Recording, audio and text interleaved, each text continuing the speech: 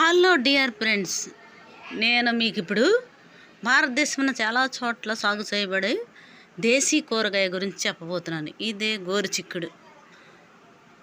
చూసారా, దీన్ని తమిళంలో కొత్త వరై అంటారు, కన్నడంలో గోవర్ధన అంటారు, హిందీలో గవార్ గోరా అని అంటారు, సంస్కృతంలో గోవర్ధన దృఢబీజ అంటారు, ఉర్దూలో మటకి అంటారు, మనం తెలుగులో గోరుచిక్కుళ్ళు అంటాం. దీనిని క్లస్టర్ బీన్స్, గ్వార్ లేదా గవర్ ఫాలి అని కూడా పిలుస్తారు. చూసారా, ఆకులు ఎంత అందంగా ఉన్నాయో. ఒక గుచ్చానికి చిన్న ఉన్నాయి, 3 ఆకులు దాకా ఉన్నాయి, చాలా అందంగా ఉన్నాయి. గోరుచిక్కుడు పువ్వులు చూడండి, కానీ ఇవి పెట్టుకుంటానికి పనికిరావు, మంచి స్మెల్ కూడా రాదు. పూత ఎప్పుడైనా అందరూ చూసే ఉంటారు. చూడండి గోరుచిక్కుడు పూత.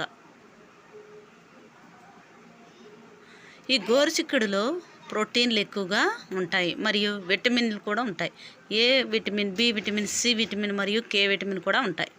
కాల్షియం, ఐరన్, పొటాషియం మరియు ఫాస్ఫరస్ వంటి అనేకమైనవి కూడా ఉంటాయి. ఇది కరిగే ఫైబర్ యొక్క మంచి మూలం. గోరుచిక్కుడు చూసారు, కాయ ఎంత బాగుందో, చాలా పెద్దగా ఉంది. రక్తంలో చక్కెర నిర్వహణ, రక్తపోటు మరియు గుండె ఆరోగ్యానికి సహాయపడవచ్చు.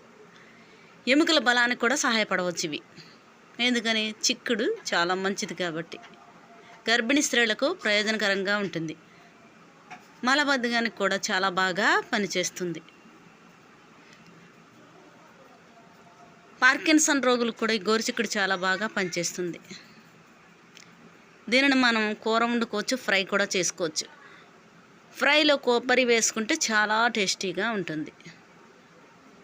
ఇది లాటిన్ పదం నుంచి వచ్చింది.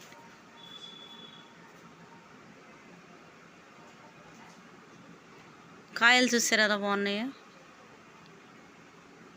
రాజ్యం వచ్చి ప్లాంటే, కుటుంబం ఫాబేసి, బైనామియల్ నేమ్ వచ్చి సైమోప్సిస్ టెట్రాగోనోలోబా. సైమోప్సిస్ టెట్రాగోనోలోబా యొక్క మూలం తెలియదు, ఎందుకంటే ఇది అడవిలో ఎప్పుడూ కనుగొనబడలేదు. ఇది ఆఫ్రికన్ జాతి సైమోప్సిస్ సెనెగలెన్సిస్ నుండి అభివృద్ధి చెందినట్లు భావించారు. ఇది దక్షిణ ఆసియాలో మరింత పెంచటం జరిగింది. ఇక్కడ శతాబ్దాలుగా దక్షిణాసియాలో సాగు చేయబడింది. గ్వార్ పాక్షిక శుష్క ప్రాంతాల్లో బాగా పెరుగుతుంది. గ్వార్ అంటే ఏంటి? గోరుచిక్కుడు, కానీ తరచుగా వర్షపాతం అవసరం. మాది ఇప్పుడు గోరు ఫ్రై. గోరు అంటే గోరుచిక్కుడు ఫ్రై.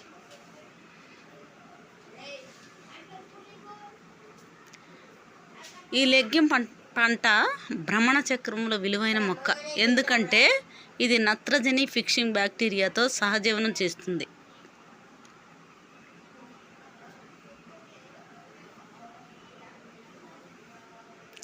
దీనిని మనం పశువులకు ఆహారంగా కూడా పెంచుకోవచ్చు. ఈ చిక్కుళ్ళు నేలలోని పోషక పదార్థాలను సంరక్షించడం వలన, గ్వార్ మొక్కలు నాటడం వలన తదుపరి పంటల దిగుబడి పెరుగుతుంది.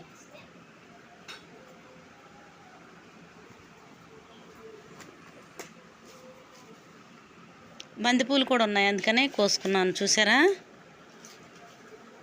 మా పొలం పక్కనే ఇది మా ఆంటీ వాళ్ళ పొలం.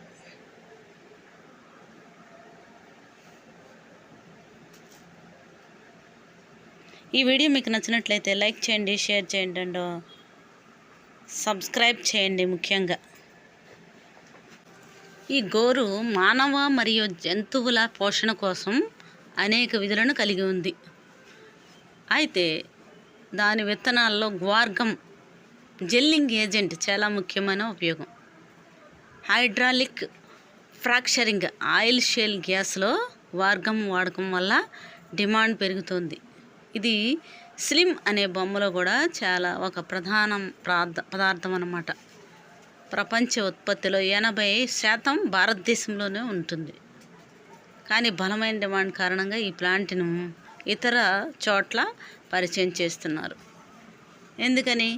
గోరుచిక్కుడు చాలా బలమైన ఆహారం, ఎముకలకు చాలా మంచిది.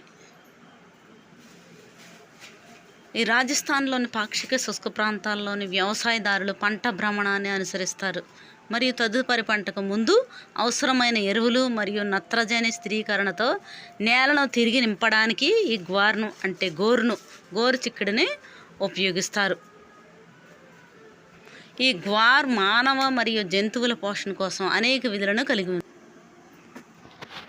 ఈ గోరు చిక్కుడు గురించి మీకు ఇన్ఫర్మేషన్ ఇచ్చాను కదా, తప్పకుండా సబ్స్క్రైబ్ చేయండి. చూసారా కాయలు ఎంత అందంగా ఉన్నాయో. బాయ్.